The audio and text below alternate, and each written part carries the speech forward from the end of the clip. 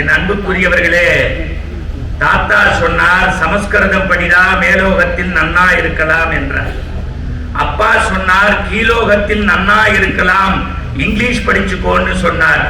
ரெண்டு லோகத்திலையும் நன்னா இருக்கிறதுக்காக தமிழ் படிப்பேன் என்று சொல்லி ஓலை சுவடிகள் மூலம் தமிழுக்கு உயிர் கொடுத்த என் பரம்பரைக்கு சொந்தக்காரர் ஊவேசாவினுடைய திருவடியை இந்த புத்தக கண்காட்சியில் வணங்குவதற்கு கடமைப்பட்டிருக்கிறேன். என் அன்புக்குரியவர்களே, மைப்பாவை வைத்துக் கொண்டு நான் தைரியமாக பேசுவேன்.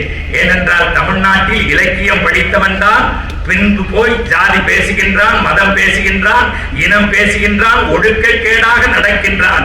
ஆனால் பேசுகின்றது போல வாழக்கூடியவன் வைப்பா என்பதால் அவரை வைத்துக் கொண்டு சொல்கின்றேன். இந்திய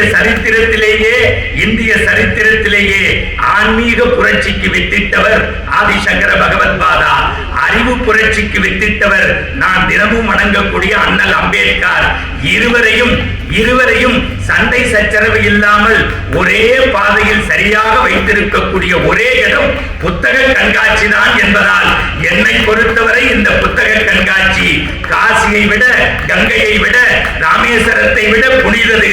அந்த புனிதத்தை புரிந்து கொள்பவர்கள் மட்டுமே கைத்தட்டினால் போதும் என்பதையும் பணிந்து சொல்ல கடமைப்பட்டிருக்கிறேன். எவ்வளவு பெரிய தேசம்!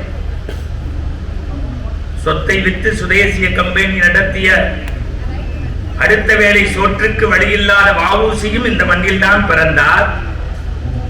உடம்பு முழுக்க தொழுநோய் வந்து பாரத மாதாவிற்கு திருக்கோவில் பாப்பாரப்பட்டியிலே கட்டுவேன் என்று சொன்ன, சிவம் பேசினால் சவம் எழுந்திருக்கும் என்று சொன்ன, என் நெஞ்சமெல்லாம் நிறைந்திருக்கக்கூடிய சுப்பிரமணிய சிவாவும் இந்த மண்ணில் தான் தோன்றினார்.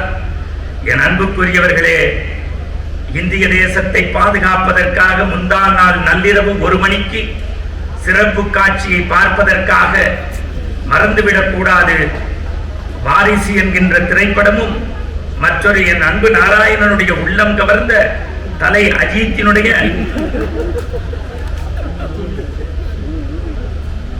அற்புதமான படம். என்ன படம் ஐயா? ஏன்னா திருக்குறள்ல தப்பு சொல்லலாம், துணிவுல தப்பு சொல்லிடக்கூடாது. 1:30 மணி காட்சியை பார்ப்பதற்காக மேலே இருந்த இளைஞன் கீழே விழுந்து அவன் குடும்பம் இன்றைக்கு நடுத்தருவில் இருக்கிறது. இந்த சமூக சூழலில் நான் சிந்திக்க வேண்டும். எனக்கு இந்த பொதுவா இப்பொழுதெல்லாம் எவனும் பேச கூடாட்டி நான் பயப்படுறதில்லை. எங்க அம்மாவையும் மனைவியும் ஆடியன்ஸா வச்சு நான் முத்தின நிலைமைக்கு வந்துட்டேன். இது மாதிரி எல்லாம் நான் எப்பயோ 10 வருஷத்துக்கு முன்னாடியே பார்த்துட்டேன். எந்திரிச்சு கை தட்டுறதெல்லாம் அதை புரிஞ்சவங்க தான் தெரியும். தம்பி மகேஷ் மேல எனக்கு பெரிய பற்றும் பாசமும் உண்டு. ஏனென்றால் அவங்க தாயார் செவித்திறன் குறைபாடு உடையவர்கள். 20 வருடமாக பேச முடியாத, கேட்க முடியாத ஒரு தாய்க்கு பிறந்த இந்த பிள்ளைதான் தமிழால் உலகத்தை வெல்கிறான் என்கின்ற ஒற்றை காரணத்திற்காக மட்டுமே அவர் மீது எனக்கு அன்பு உண்டு. எனக்கு முன்பு நல்ல தமிழில் பேசினால் என் தங்கை. அதுதான் பேச்சு. தமிழ கோச்சிக்க கூடாது. முதல் வரிசையில் உட்கார்ந்துருக்கீங்க அரசு துறை அதிகாரிகள். அது ரமேஷா இருக்கட்டும், அந்தோனியா இருக்கட்டும், ரெங்கசாமியா இருக்கட்டும். நீங்க எல்லாம் வானொலிக்கு ஆட்களை செலக்ட் பண்றீங்க. எவனுக்கு இம்மி இன்னி இட்டு இப்ப ரீச்சே வரல. ரேடியோ வச்சு ஆட்டு மச்சு துப்பி வச்சுங்கிறான். வாயில தர்பையை போட்டு பொசுக்க. இதை சொன்னா மணிகண்ட டிபி பேஷண்ட்டுங்கிறான். 1 மணி நேரம் தமிழ்ல ஒரு குறிப்பு இல்லாம பேசினாரே, அதற்காக என் தங்கைக்கு ஒரு கடிதத்தை கொடுக்க வேண்டும். மேடை பேச்சு என்பது அவ்வளவு எளிதல்ல. யாமறிந்த மொழிகளிலே தமிழ் மொழி போல் என்பது எங்கும் காணும். யாமறிந்த புடவனிலே கம்பனை போல், வள்ளுவன் போல், இளங்கோ போல் பூமிதனில் யாங்கனிமை கண்டதில்லை. உண்மை வெறும் புகழ்ச்சி இல்லை. கண்ணிருந்தும் குருடராய், காதிருந்தும் சோழராய், ஆண்மை இருந்தும் கோளனாய் அஞ்சுபவனே, ஒரு சொல் கேளீர். வீட்டு பாஷைகளை கற்கிலாய், வேறு வேறு பாஷைகளை கற்பாய். பாரதி சொல்றான், நீ பிரெஞ்சு படி, உருது படி, சான்ஸ்கிரிட் படி, எல்லா படி, ஆனா உன் தாய்மொழி தமிழன் தப்பு இல்லாம படி. தாசன் அழுத்தமா சொன்னானே, செந்தமிழே உயிரே நருந்தேனே, செயலினை மூச்சினை உனக்கணித்தேனே, நைந்தா எனில் நைந்து போகும் என் வாழ்வு, நன்னிலை உனக்கணில் அது எனக்கும் தானே என்றான். அந்த தமிழை சரியாக உச்சரித்தமைக்காக என் தங்கைக்கு மிகுந்த பாராட்டு. ஆனால் என் தங்கை போன்ற இந்த தேசத்தில் தான் தமிழகத்தினுடைய அடுத்த முதல்வர் பட்டியலில் இருக்கக்கூடிய கமலஹாசனுடைய பிக் பாஸையும் பார்த்துக் கொண்டிருக்கிறார்கள் என்பதுதான் என்னுடைய வேதனைக்குரிய விஷயம்.